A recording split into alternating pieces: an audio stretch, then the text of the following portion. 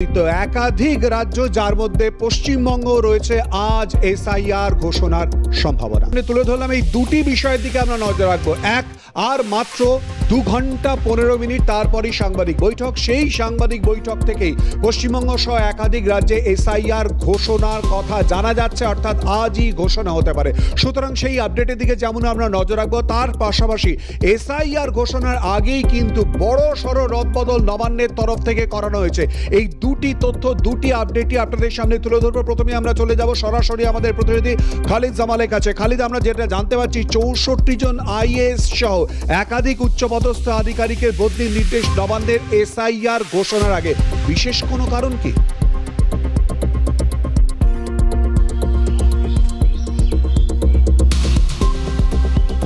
দেখো, নবান্নর যুক্তি যে রুটিন বদলি এবং উন্নয়নের কাজকে কিন্তু ত্বরান্বিত করতে এবং অগ্রগতি করার জন্যই কিন্তু এই সিদ্ধান্ত বলে মনে করছে নবান্ন।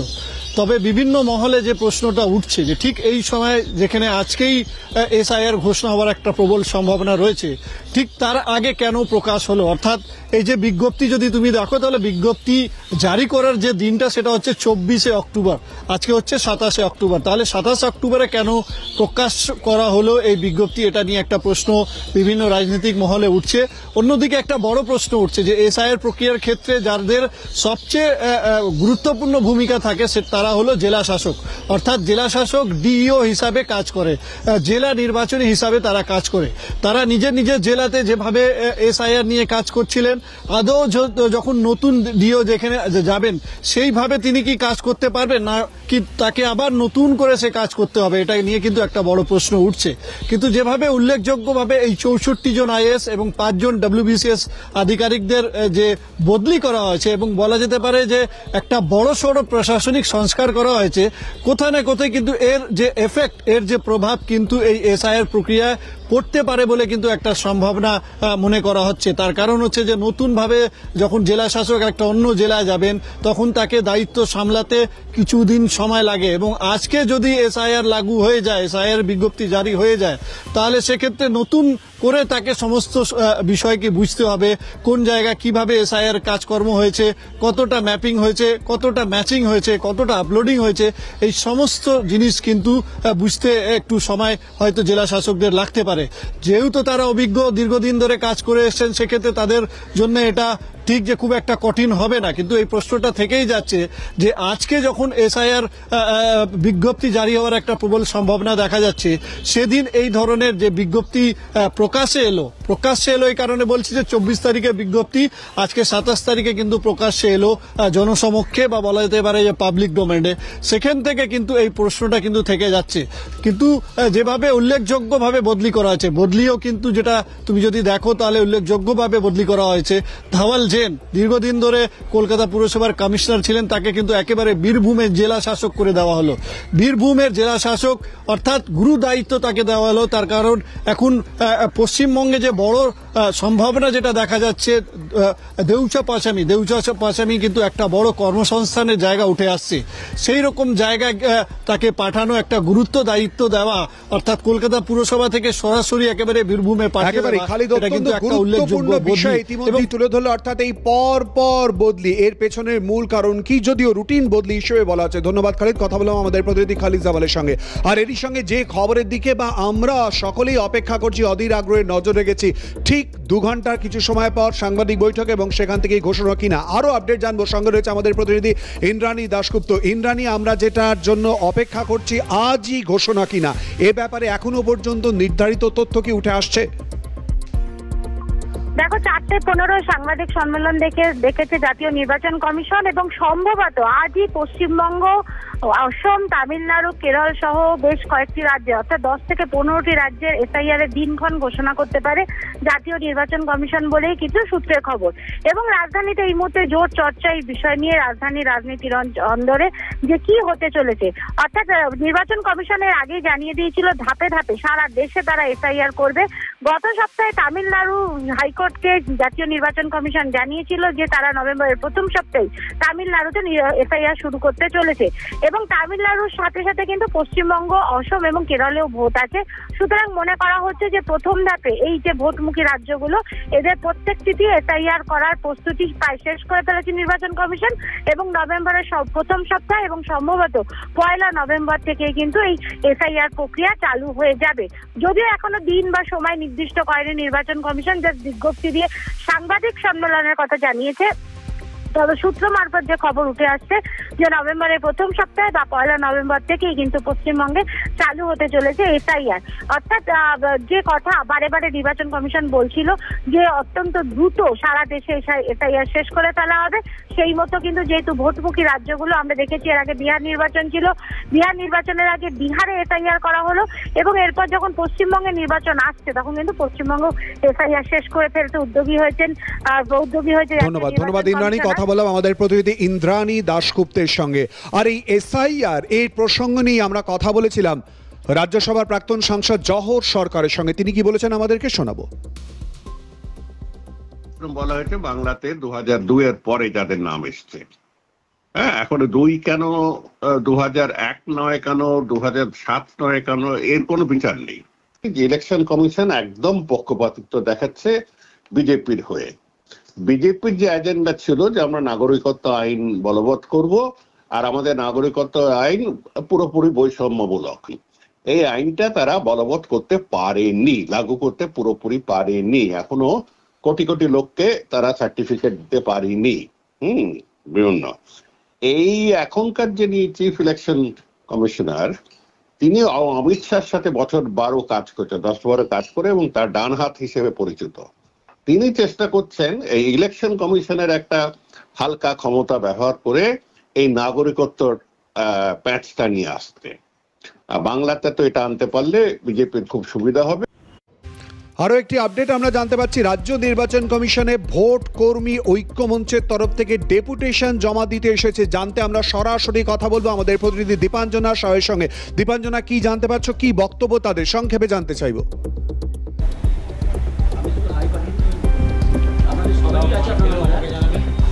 একেবারে দেখো, ভোটকর্মী এবং বিএলও ঐক্য মঞ্চের তরফ থেকে যারা সদস্যরা রয়েছেন তারা সকলেই ইলেকশন কমিশনে এসেছেন। তার কারণ বিএলও যারা রয়েছেন সদস্য, তাদের কাছে বারংবার একটা এসআইআর এখনো ডিক্লেয়ার হয়নি, তার আগে কিন্তু তাদের ওপর একটা নিরাপত্তার চাপ সৃষ্টি হচ্ছে, হুমকি সৃষ্টি হচ্ছে। সেই কারণেই ইতিমধ্যে তারা কিন্তু ইলেকশন কমিশনে এসছেন মূলত সিওর সাথে কথা বলার জন্য। এবং শুধু তাই নয়, তারা বলছেন তাদের নিরাপত্তা কোথায়, সরাসরি একটু কথা বলার চেষ্টা করব। এই মুহূর্তে আপনারা আর কিছুক্ষণের মধ্যে আপনারা যাবেন ইলেকশন কমিশনে সিওর সাথে দেখা করতে। মূলত আজকের দাবি কি, এই বারংবার যে হুমকি আসছে, হুমকি কি ধরনের হুমকি আসছে? আমাদের 9 দফা দাবিতে ডেপুটেশন হলেও প্রধান এবং প্রথম দাবি হচ্ছে বিএলওদের নিরাপত্তা। আপনারা জানেন যে এই বছরই প্রথম এসআইআরে কাজ করতে গিয়ে প্রচুর পরিমাণ মহিলা বিএলওকে নিয়োগ করা হয়েছে, এবং যারা জীবনে কোনোদিন ভোটের কাজ করেননি, যারা কোনোদিন বিএলওর কাজ করেনি, মানে পূর্ব অভিজ্ঞতা নেই এই ধরনের কাজ করার, তাদেরকেই কিন্তু যারা পলিটিক্যাল গুনস যারা বলা হয় তারা কিন্তু সব টার্গেট করেছে। রাজ্যের বিভিন্ন প্রান্ত থেকে, বিশেষ করে একবারে উত্তর থেকে শুরু করে দক্ষিণ, মানে উত্তরবঙ্গ থেকে দক্ষিণবঙ্গ পর্যন্ত একটা লাইন ধরে আর কি তারা কিন্তু দেখা যাচ্ছে সেই সব জেলাগুলোতে মহিলাদের বেশি করে হুমকি দেওয়া হচ্ছে। কারণ তারা জানেন যে এই মহিলারা অনেকে অভিজ্ঞ নন, অনেকে কাজ করতে মানে সেই সাহসটা তাদের নেই, যদিও কাজ করতে হবে ভবিষ্যতে আর কি। ধন্যবাদ দীপাঞ্জনা। নজর রাখো তুমি, তাদের বক্তব্য পুরো বিষয় আমরা তুলে ধরলাম। আর ঠিক এই পুরো বিষয় নিয়ে আমরা কথা বলবো। এই মুহূর্তে আমাদের সঙ্গে সরাসরি রয়েছেন রাজনৈতিক বিশ্লেষক সুমন ভট্টাচার্য। সুমনদা, কিছুক্ষণ আগেই আমরা কথা বলেছিলাম জহর সরকারের সঙ্গে, তিনি তার বক্তব্যে বলছেন কোথাও একটা রাজনৈতিক উদ্দেশ্য কাজ করছে, একেবারে সরাসরি বিজেপির নাম করে বলছেন। কেন বলে মনে হয়? দেখুন, জহরবাবু প্রাক্তন আমলা ছিলেন, তিনি যথেষ্ট সিনিয়র পজিশনে কাজ করেছেন, অবশ্যই তিনি তার প্রশাসনিক অভিজ্ঞতার থেকে কথাটা বলছেন। এই বিষয়ে তো কোনো সংশয় নেই যে ভারতবর্ষের বর্তমান যে নির্বাচন কমিশন এবং নির্বাচন কমিশনার, তাদের বিরুদ্ধে পক্ষপাতের অভিযোগ বিভিন্ন বিরোধী দল তুলছে। কংগ্রেস তুলেছে, আরজেডি তুলেছে, দক্ষিণের দলগুলো তুলছে, পশ্চিমবঙ্গের তৃণমূল তুলছে, এবং সেটা তোলার যথেষ্ট ভিত্তি আছে। মানে ধরুন, যদি আজকে আমরা যেরকম পূর্বাভাস, সে অনুযায়ী যদি সার অ্যানাউন্সও হয়, আমি নিশ্চিত যে সার নিয়ে কোনো না কোনো দল সুপ্রিম কোর্টে যাবে, এবং সেটা নিয়ে আবার একটা টানাপোড়েন চলতে থাকবে। দেখুন, আমাদের দুটো জিনিস হয় সবসময়। একটা হচ্ছে যে আপনি কি উদ্দেশ্যে কাজটা করছেন। আমি একটা ফিগার বলবার চেষ্টা করি, সেটা হচ্ছে যেটা অফিসিয়াল ফিগার। 2002-তে যখন প্রেসিডেন্ট ভোট হচ্ছিল, তখন ধরা হয়েছিল পশ্চিমবঙ্গের ভোটার ছিল 4,43,12,000। এটা অফিসিয়াল ইলেকশন কমিশনের ফিগার। তারপরে কোনো সেন্সাস হয়নি, আমরা জানি না পশ্চিমবঙ্গের জনসংখ্যা কত। তো আনুমানিক কিসের ভিত্তিতে কেন্দ্রের শাসক দল বিজেপি বা তাদের যারা রাজ্য নেতা তারা বলছেন যে পশ্চিমবঙ্গ থেকে 1 কোটি লোকের নাম বাদ যাবে, এই পুরোটাই আপনার একটা উদ্দেশ্য নিয়ে সন্দেহ তৈরি করেছে। দেখুন, স্পেশাল ইন্টেন্সিভ রিভিশন হবে, এসআইআর হবে, সেটা নিয়ে কেন আপত্তি থাকতে পারে? যারা মৃত, যাদের ঠিকানা পরিবর্তন হয়েছে, তাদের নাম ভোটার তালিকা থেকে বাদ যাবে। কিন্তু একটা কোনো নির্দিষ্ট রাজ্যের ক্ষেত্রে, পশ্চিমবঙ্গের ক্ষেত্রে যেটা জহরবাবু বললেন, যে আপনি আগে থেকেই কেন্দ্রের শাসক দল বলে দিচ্ছে বা তাদের রাজ্য নেতারা যে 1 কোটি নাম বাদ যাবে, তখন আপনার মনে হয় যে এটা কি প্রশাসনিক ডিসিশন না জহর সরকার একজন প্রাক্তন আমলা হিসেবে যেটা বলছেন, এটা বেসিক্যালি অমিত শাহর একটা এজেন্ডাকে পরিপূরণ করবার চেষ্টা। তখন আপনার পলিটিক্যাল কনফিউশনটা তৈরি হয়। পলিটিক্যাল কনফিউশন আরো তৈরি হওয়ার কারণ, নির্দিষ্ট করে বলতে গেলে আমরা যে ভূখণ্ডে বাস করছি দক্ষিণ এশিয়া, সেই দক্ষিণ এশিয়া গত কয়েক বছর ধরে এই ভোটে কারচুপি ইত্যাদি নিয়ে উত্তপ্ত। ঠিক 1 বছর আগে, 1 বছরের একটু বেশি সময়, 13 মাস আগে, আমাদের পূবের প্রতিবেশী দেশ বাংলাদেশের তৎকালীন প্রধানমন্ত্রী শেখ হাসিনাকে দেশ ছাড়তে হয়েছিল মূলত এই ভোটে কারচুপির অভিযোগকে কেন্দ্র করে। আমরা তারপরে নেপালকে উত্তপ্ত হতে দেখেছি। তো ভারতবর্ষের গণতন্ত্র তুলনায় অনেক স্ট্রং, অনেক শক্তিশালী। সেই গণতন্ত্রে যদি ভোটারদের বাদ দেওয়ার চেষ্টাটা মুখ্য হয়ে ওঠে, তখন আপনার চিন্তা হয়। কেন চিন্তা হয়? যে কোনো গণতন্ত্রের মূল উদ্দেশ্য হচ্ছে আরো বেশি করে ভোটারদের ভোট সিস্টেমে নিয়ে আসা। তার জায়গায় যদি বাদ যাওয়াটা মুখ্য হয়, তাহলে চিন্তা। আবার আমি বলছি, এই যে এত ফিগার নিয়ে আমরা আলোচনা করছি, আপনি যদি এখন অব্দি স্বাধীন ভারতবর্ষের ফিগার দেখেন, কোনো ইলেকশনই আমরা 70%-এর বেশি লোক ভোট দেয় না। মানে ওভারঅল 70%-এর বেশি ভোট দেয় না। তার মানে 30% লোককে আপনি যাদের ভোটার তালিকায় নাম আছে, তাদের এমনিতেই ভোট দিতে নিয়ে আসতে পারেন না। তারপরে যদি আপনার বাদ দেওয়াটা মুখ্য উদ্দেশ্য হয়, এবং বাদ দেওয়ার ক্ষেত্রে যদি বিহার বেঞ্চমার্ক হয়, তাহলে আপনি দেখছেন প্রান্তিক মানুষরা, যারা দলিত, যারা মুসলমান, তাদের নাম বেশি বাদ যাচ্ছে। তখন আপনার সন্দেহ হয় যে ভারতবর্ষের যে সকলের জন্য সমান ভোটাধিকার আছে, সেটা কি কোনোভাবে ছিনিয়ে নেওয়ার চেষ্টা করা হচ্ছে? দ্যাট ইজ আ প্রিন্সিপাল মানে কনস্টিটিউশনাল কোয়েশ্চেন। আমার মনে হয় যেটা নিয়ে সুপ্রিম কোর্টেও ডিবেট হয়েছে, এবং সুপ্রিম কোর্ট ডিবেটের পর যেটা বলেছেন, যদি আমাদের সন্দেহ হয় তাহলে আমরা পুরোটা বাতিল করে দিতে পারি। দেখুন, জহরবাবু অবশ্যই সিনিয়র আমলা, সেই জন্য তিনি জ্ঞানেশ কুমারের বিষয়ে বললেন। আমি জ্ঞানেশ কুমারের অমিত শাহর সাথে কাজ করার বিষয়টাতে নাও ঢুকি, আমাদের একটা জিনিস বুঝতে হবে। আপনি একটা ফিগার বলছেন যে পশ্চিমবঙ্গে 1 কোটি মানুষকে বাদ দিতে হবে। আপনি কিসের বেসিসে বলছেন? আপনার কাছে কোনো সেন্সাস নেই। আমি যে ফিগারটা বললাম সেটা 2002-এর ইলেকশন কমিশনের ফিগার, যে 4,43,12,000 পশ্চিমবঙ্গের ভোটার তালিকা ছিল। আপনি যদি জনসংখ্যার হারের সাথে প্রপোর্শনেট করে আপনি আর্টিফিশিয়াল ইন্টেলিজেন্স দিয়ে করতে পারেন, তাহলে দেখবেন যে পশ্চিমবঙ্গের জনসংখ্যা আজকে হওয়া উচিত রাফলি 10 কোটির কাছাকাছি। মানে সবাই যারা আলোচনা করছে, তাহলে সেই আলোচনায় কিন্তু 9.5 কোটি জনসংখ্যাই বেরোচ্ছে। তাহলে তার থেকে যা ভোটার হওয়ার কথা তাই ভোটার হবে। তাহলে আপনি কোত্থেকে বাইরের 1 কোটি ভোটার ঢুকে এসছে বলছেন? এবার বিজেপির এই পুরোটা বলার মধ্যে আবার বিজেপির নিজস্ব চ্যালেঞ্জ আছে। সেটা হচ্ছে যে বিজেপির মূল ভোটাররা হচ্ছে হিন্দু ভোটার, যারা হিন্দু উদ্বাস্তু, যারা বাংলাদেশ থেকে এসেছে।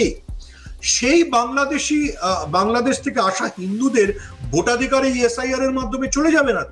সো একটা যৌথ ফলার মধ্যে পুরো সিস্টেমটা পড়ে গেছে, যেটা নিয়ে এত তর্ক বিতর্ক আলোচনা।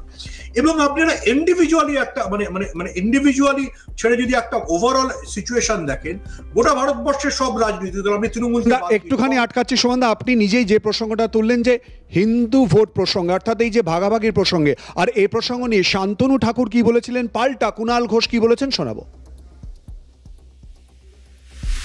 এরকম কিছু একটা চলছে, কিন্তু সাধারণভাবে আমরা যতদূর জানি, যারা সিএতে অ্যাপ্লিকেশন করবেন তারা সুরক্ষিত থাকবেন, এটা আমাদের সম্পূর্ণ একটা ধারণা। এবং ইলেকশন কমিশনের সাথে ডেলিগেটসরাও কথা বলেছে।